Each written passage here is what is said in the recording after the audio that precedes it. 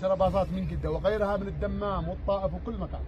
كل اليوم أتوا من أجلكم ومن أجل اليمن، وأنتم لا تمثلون محافظة ولا تمثلون اسم معين ولا حزب ولا قبيلة، أنتم تمثلون اليمن واسم اليمن وعلم اليمن، لكن أنتم اللي ما قصرتم، وأنتم أصحاب الكلمة الأولى والأخيرة، وصولكم إلى النهاية وبإذن الله عز وجل إن ربحنا فأنتم الربحانين وربح الوطن، والانتصار يحسب لكم أنتم أولا قبل أي ناس آخرين.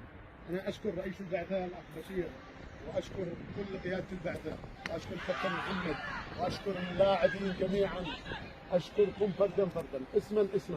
أنا ليس فقط أنا حضرت، ويمكن معي الكثير من قيادات وزارة شباب الرياضة واتحاد كرة القدم وأيضا الجماهير الرياضية أتوا إليكم لأنكم قدمتم متعة، والأصل في كرة القدم هي المتعة، الأخلاق والقيم والسلوك.